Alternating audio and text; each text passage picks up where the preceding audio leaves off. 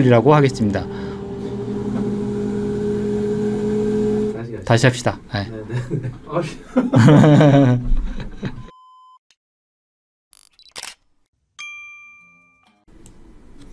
안녕하십니까. CJK 장소입니다. 지난 시간까지는 이온교환 수제에 대해서 살펴보았습니다. 오늘부터는 분리막을 이용한 수처리 시스템에 대해서 살펴보도록 하겠습니다. 막분리란 선택적 투과성을 가진 막을 이용한 오염물질 분리를 말하는 겁니다. 막의 공급과 오염물질의 크기 차이에서 분리하는 것을 말합니다. 여기에 그림에서 보이시지 오염물질을 분리막을 통해서 분리하는 이러한 부분들을 막 분리할 수 있고요. TMP라든가 여과유속에 대해서는 나중에 뒤쪽에서 다시 말씀드리도록 하겠습니다. 우리가 이제 4멤브레인 시스템, 옛날에는 3멤브레인 시스템이라고 이제 많은 이 얘기를 들어보셨을 텐데요. 옛날에는 UF나 MF 전처리 쪽에, 그 다음에 역삼투막, 그 다음에 EDI, 이렇게 해서 하나, 둘, 셋, 이 세 결에서 3멤브레인 시스템이라고 주로 많이 얘기를 했습니다. 그런데 지금 현재는 여기에 탈리막 시스템, CO2나 O2를 제거하는 탈리막 시스템을 같이 해서 보통 멤브레인이 하나, 둘, 셋, 네 개 종류의 멤브레인이 들어간 시스템이라 해서 4멤브레인 시스템이라고 보통 통칭적으로 얘기를 합니다. 막분리 기술의 종류를 한번 살펴보도록 하겠습니다. 종류에는 정밀여과, 역삼투, 한해여과, 투석, 전기수석, 가스분리 이런 부분들이 있는데요. 정밀여과는 보통 막 통과 물질이 이제 용질이나 용매, 콜로이드 이런 거 다 통과되고 부유물질들만 걸러지는 부분들, 이제 현타액 이런 것들을 이제 저희가 마이크로 필트레이션이라고 얘기를 하죠. 그래서 역삼투막 같은 경우에는 구동력은 이제 압력차에서 10에서 60바, 최근 같은 경우는 울트라 하이 프레저 같은 경우는 100바 이상도 운전합니다. 그래서 이런 부분들은 이제 물을 통과하고 용해적 물질이나 이런 부분들은 다 제거해주는, 우리가 볼 때 많이 아시는 해수 담수라든가 이런 부분들이 역삼투 쪽에 적용하는 걸로 보시면 되겠습니다. 한해여과는 울트라 필트레이션이라고 해서 압력차에서 이제 보통 하게 되는데요. 정밀여과보다는 조금 더 현탁 물질이라든가 고분자 중량 물질 같은 이런 부분들, 이제 분자량이 좀 높은 것들을 이제 걸러주는 이런 부분들이 됩니다. 그래서 보통 한해여과 같은 경우는 분자량이 한 10만 정도 평균적으로 이런 부분들을 이제 한해여과 쪽이라고 얘기를 많이 합니다. 투석적 부분들은 여러분들이 알고 계신 이제 혈액 투석 같은 경우 이런 게 농도 차이에 의해서 이온 성분이나 이런 부분들을 이제 지금 통과시키지만 이제 고분자 물질의 유기물질, 혈구 같은 경우를 걸러주는 이런 부분을 투석이라고 하고요. 전기수석은 양쪽에 이제 직류 전원을 걸어가지고 전위 차이에서 그 이온성 물질들 부분들을 이제 좀 통과시켜주고 한데, 비이온성 물질이나 고분자 물질, 그다음에 일부는 이제 전기수석에서도 특별한 분리막을, 투석막을 이용해서 이온들도 이렇게 분리해주는, 그래서 보통은 이제 이온경에서 소금물을 만드는 염수를 농축하는 이런 부분들, 보통 우리나라에서 그 소금물을 만드는 그 한주소금이나 이런 부분들 쪽에 전기수석을 많이 적용하고 있습니다. 가스 분리막 같은 경우에는 수소나 산소 이런, 그 다음에 질소라든가 여러 가지 이렇게 그 가스를 분리막을 하는데 압력차나 그 다음에 용해도, 농축도 이런 부분에서 이제 분리되는 기술을 가스 분리 기술이라고 하겠습니다. 분리막 여과 특성을 조금 더 살펴보게 되면은, 우리가 메디얼 필터라고 하는 부분들, 그러니까 샌드 필터나 이런 부분들은 입자성 부유물질, 그러니까 좀 큰 입자성 부유물질들을 걸러주는 거죠. 근데 정밀 여과막은 마이크로필터 같은 경우에는 한 0.1 마이크론 정도인 탁도나 박테리아, 이제 조류 같은 경우 큰 것들을, 이런 것들을 좀 걸러주고, 한해여과 같은 경우에는 저희가 이제 그 모레큘러 컷에 대해서 분자량을 한 10만 달톤 정도 이런 부분들인데, 고분자 유기물질이라든가 바이러스 같은 경우를 걸러주는 이런 부분이 되고요. 나노여과막 같은 경우에는 다가이온들, 그 2가나 3가 이온들, 칼슘이나 마그네슘, 철분 이런 부분들을, 긍정물질들, 그 다음에 자연 유기물질의 놈이라고 해서 그 좀 분자량이 큰 이제 자연 유기물질 같은 경우 이런 부분들을 나노여과에서 해주고, 역삼투막 같은 경우는 이제 이온 성분들까지 걸러주는 이런 부분들이 되겠습니다. 그래서 메디아나 그 다음에 정밀여과, 한해여과, 나노, 아로, 여기에 이제 가스 분리라든가 그 다음에 전기 투석막 이런 부분들인데, 보통 저희가 많이 사용하는 부분들은 한해여과나 역삼투막 부분들을 많이 사용하고 있죠.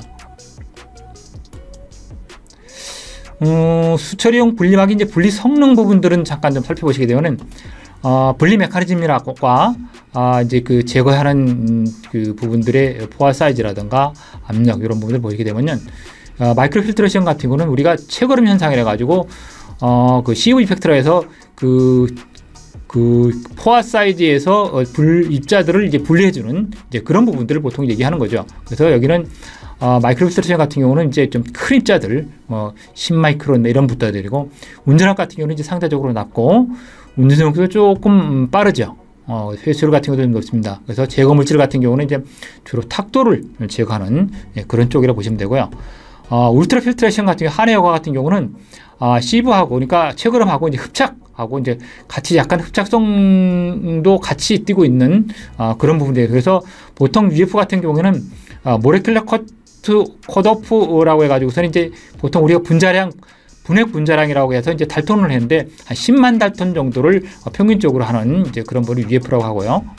나노필터 같은 경우는 UF와 RO의 중간적인 성격으로 보시게 되면 됩니다. 그래서 나노필터 같은 경우는 보통 한 15옹스트럭 내외, 그 다음에 이제 RO도 15옹스트럭 내외인데 분자량 모레큘러 컷 MWCO 같은 경우는 한 200에서 1000 정도, RO 같은 경우 1000 이하. 그래서 나노필터 같은 경우에는 보통 다가이온이라든가 경도식 물질, 그 다음에 자연에서 생성되는 유기물 같은 노음 같은 경우를 제거해주고, RO 같은 경우에서는 이제 보통 이온 성분들을 제거해주는 이런 부분이 되겠습니다. 그래서 보통 마이크로 필터하고 그 다음에 울트라 필트레이션 같은 경우, UF 한해여과 같은 경우는 로우 프레저를 이제 적용할 수 있고요.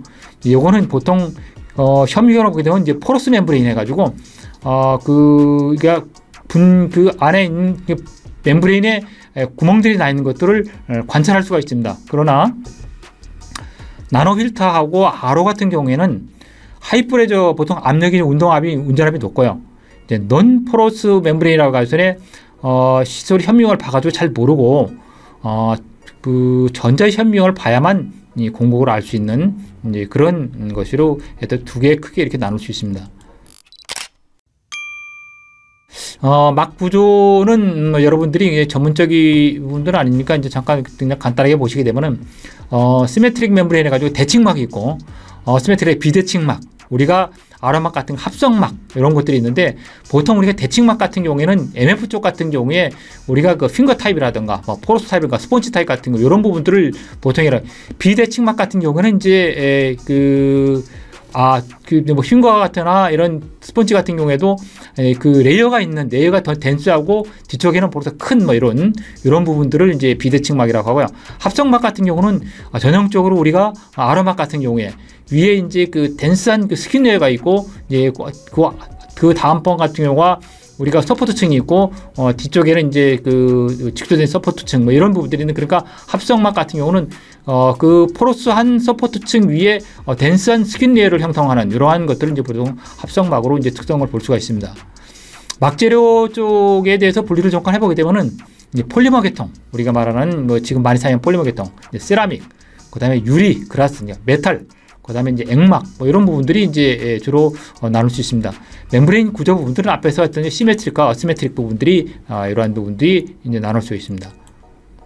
예, 분리막 소재로 나가는 셀룰로스계나 폴리아마이드, 폴리아크릴계나 폴리슬폰계, 올레핀계, 세라믹계, 이렇게 지금 나눌 수 있는데, 셀룰로스 같은 경우는 이제 CA 멤브레인 해가지고 옛날에 지금도 RO에 CA 멤브레인 나오죠. 그래서 이제 그 CA, 셀룰로스 아세테이트 멤브레인, 그 아로막 같은 경우가 이제 이렇게 쓰고 있고, 폴리아마이드 같은 경우, 우리가 PA 멤브레인 같은 경우, 지금 많이 사용하는 이게 합성막에, 그 소프트층 위에다가 PA 폴리아마이드를 이렇게 그 스킨 레이어를 형성시키는 그런 부분들이 있고요. 이 폴리아크릴의 펜 계열들이 있는데, 이거는 MF 쪽 같은 좀 특수한 경우에 좀 이제 펜 계열을 좀 쓰고 있고요. 폴리솔폰계 같은 경우는 이제 PS나, 폴리솔폰이나 PS, 옛날에는 이 부분들이 많이 사용했죠. 지금도 이게 폴리솔폰이나 폴리솔폰 같은 경우에 그 정수용의 우리가 가정용 정수기 같은데 이게 UF나 MF 같은 경우에 많이 사용합니다. 올레핀 같은 경우는 이제 많이 쓰는 것이 PVDF 멤브레인. 그러니까 PS나 PS가 좀 그 엘롱게이션, 이렇게 소위 말해서 이렇게 그 단사가 잘 이러다 보니까 좀 강도를 높이기 위해서 이 PVDF를 이제 생산하는 이런 부분들이 있습니다. 그래서 기계적 강도가 좀 우수한, 최근 들어서는 PVDF를 많이 사용하죠. 그다음에 세라믹 계통 같은 경우도 이제 최근 들어서 옛날부터 많이 사용했습니다만 최근 들어 세라믹에 대해서도 많은 관심을 갖고 개발이 많이 되고 있습니다. 분리막 제조 공정은 뭐 저희가 전문적인 이런 전문가가 아니니까 그냥 간단하게 한번 보게 되면 그 닙스라고 해가지고, 여기는 이제 닙스라고 해서 솔벤트 인듀스드 페이스 세퍼레이션이라고 하는데, 보통 많은 분들이 넌 솔벤트 인듀스드 페이스 세퍼레이션이라고 많이 하는 이제 근데 닙스하고 유사한 이제 그러한 예설에 그 솔벤트를 이제 폴리머 솔벤트에 녹여가지고 그 솔벤트와 그 넌솔벤트의 용해도 변화에 의해 가지고 막지공을 형성시키는 이러한 이제 부분들로다가 만드는데, 보통 주로 중공사막의 UF나 MF 뭐 이런 부분들을 여기에 많이 사용을 합니다. 그 팁스라고 하는 분들인데, 그러니까 서말리 인듀스드 페이스 세퍼레이션 해가지고 이거는 그 고분자 분리막을 열을 가해 가지고 녹인 다음에 이런 부분들에 이제 그 솔벤트 쪽 부분들이가, 보통 솔벤트 부분들은 이제 뭐 다른 이런 뭐 콩기름이라든가 뭐 기름주라든가 이런 여러 가지를 사용해 가지고 그 열을 가해서 녹인 고분자 용액을 냉각시키면서 이제 분리막을 형성시키는 이러한 부분들도 있습니다. 그래서 이거는 PVDF 멤브레인 같은 경우가 팁스를 주로 많이 사용하는 그런 멤브레인이 되겠습니다. 그 다음에 이제 드라이 스트레칭 부품 같은 경우는 이제 고분자 물질들을 이렇게 녹여가지고 압출해서 이렇게 막 그 연신하는 이제 하면서 막 이렇게 길게 늘여가지고 포를 형성시키는 부분들입니다. 여러분들이 잘 알고 계시는 최근 들어 나오는 그 CO2나 O2를 그 세퍼레이션 하는 가스 분리막 중에 멤브레인 컨택터 중에 있는 그런 막들이 이런 이제 그 드라이 스트레칭 쪽 부분들을 많이 적용하고 있습니다. 분리막 모듈의 종류를 좀 잠깐 살펴보겠습니다. 분리막 형태에 따라 가지고 이제 이렇게 평판형이라든가 평판형을 적층하는 프레이트 앤드 프레임 타입이라고 하는 이런 부분들도 있고요.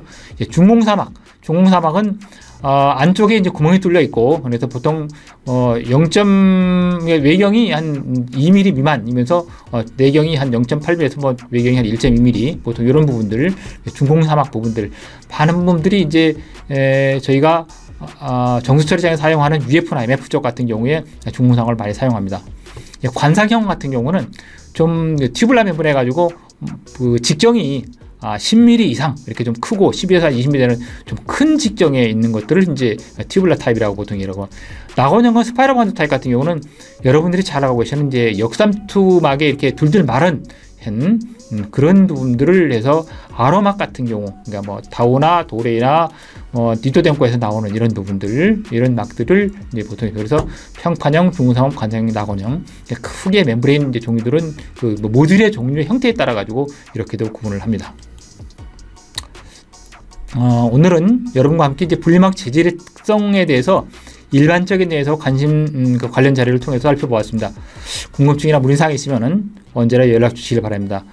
다음에는 분리막 수처리 시스템에 대해서 조금 더 디테일하게 들어가 보도록 하겠습니다. 청취해 주셔서 감사합니다. 오늘도 행복한 하루 되시길 바랍니다. 감사합니다.